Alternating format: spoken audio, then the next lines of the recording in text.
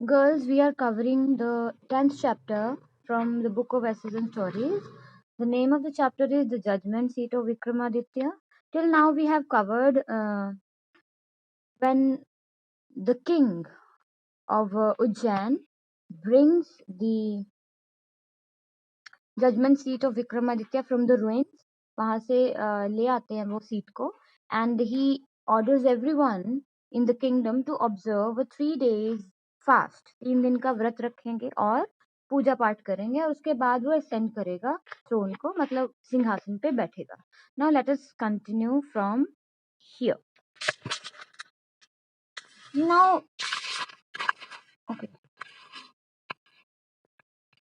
Now when he had done this, means now when everyone had observed the fast,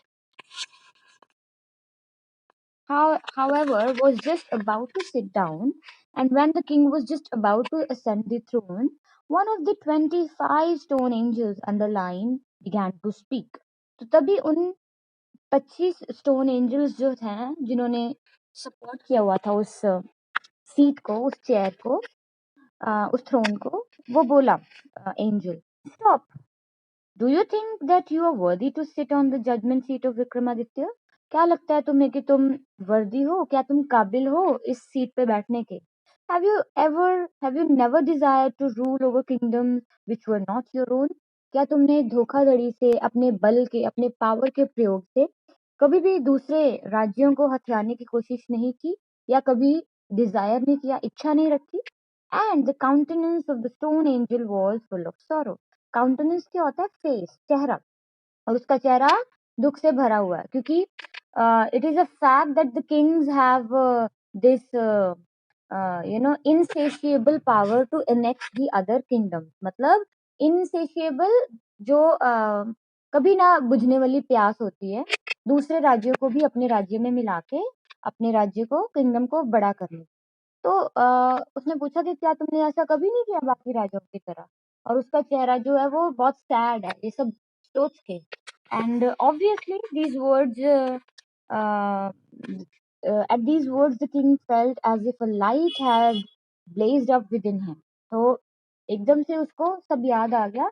a light has blazed up means एकदम से, जैसे एक dramatic effect के लिए जैसे बिजली चमक रही हो हर जगह पे, उसको कुछ याद आ गया.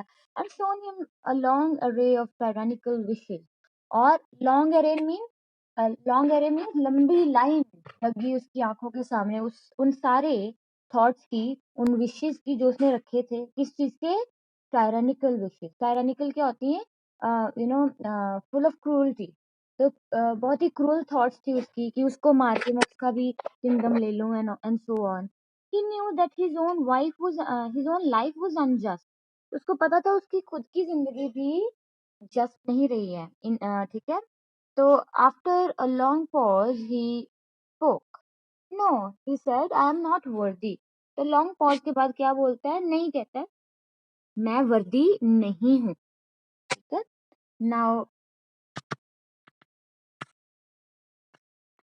the stone angel said, fast and pray for another 3 days. तो 3 दिन और pray करो और fast करो, that you may purify your will and make your right to seat yourself thereon.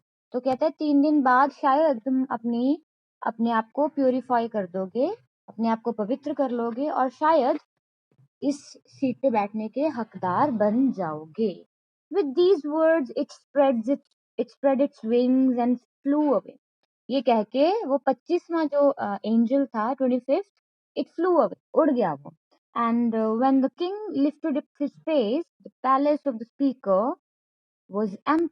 Sorry, the place of the speaker was empty, and only 24 figures supported the marble slab.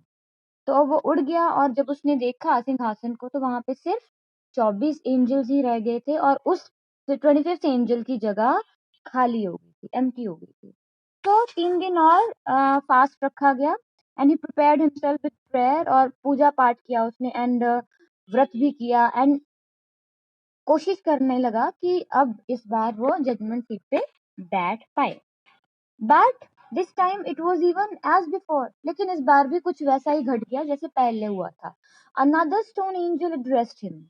जो 24th stone angel था उसने उससे बात की और पूछा, ऐसा सवाल पूछा which was yet more searching. Searching means वो भी आत्मा को कुरेद देने वाला था। It was ablazed with striking question, कि ऐसा ही कुछ बर्निंग क्वेश्चन था उसमें कि क्या क्वेश्चन था, have you never coveted the riches of another.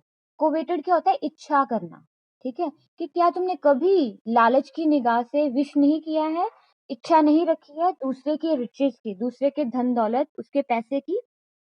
And when he at last spoke and said yes I have, तो किंग ने बोला हाँ मैंने किया है, I am not it is true that मैंने ऐसी इच्छा रखी है, and I'm not worthy to sit on the seat. Now the angel commanded him, फिर से उसने यही बोला कि 3 दिन और व्रत रखो, और अपने पंखों को फैलाया, स्प्रेड किया, and flew away into the blue, और आकाश में, आसमान में उड़ गया। At last 4 times 24 days had gone. तो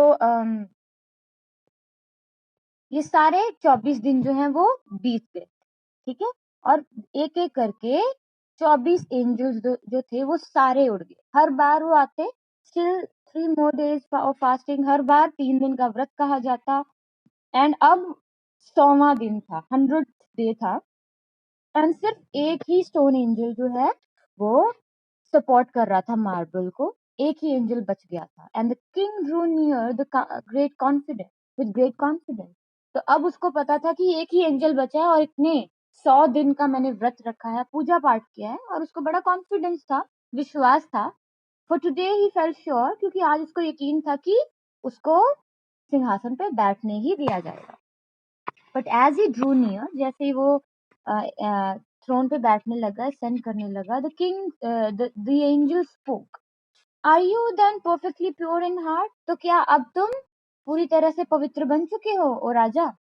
is your will like that of a little child, underline very important, if so you are indeed pure, indeed worthy enough and pure enough to sit on this seat.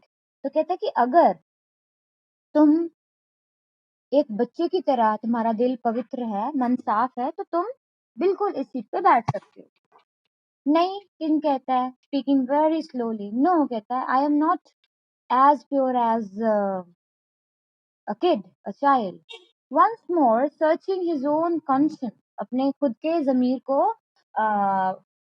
टटोलते हुए, search करते हुए उसने बोला नहीं, as the जज examines the prisoner at the bar, तो खुद को अब एक दोषी की तरह उसने जज किया और बोला नहीं, मैं वर्दी नहीं हूँ, आई एम नॉट वर्दी इनफ, मैं काबिल नहीं हूँ। And at these words, और ये शब्द सुनते ही, underline, the angel flew up into air, bearing the slab upon his head, so that never since that day has it been seen upon the earth. तो वो जो लास्ट एंजल था वो उसको ले गया, और उसके बाद कभी भी किसी ने भी इस जजमेंट सीट के बारे में नहीं सुना। But when the king came to himself and was alone, pondering over the matter, he saw that the last angel had explained the mystery. तो उसको उसको ये जवाब चाहिए था कि कितना मुझे पवित्र होना पड़ेगा, how much worthy am I suppose to be to sit on the judgement seat. तो आखिरी जो एंजल था जवाब दे दिया था, underline, only he who was pure in heart like a little child could be perfectly just. तो सिर्फ ऐसा इंसान जिसका दिल एक बच्चे की तरह पवित्र था, एक बच्चे की तरह प्योर था, वही उस सीट पे बैठ सकता था। यही वो रीजन था, that was the reason the shepherd boy in the forest could easily sit on the chair where no king in the world might come.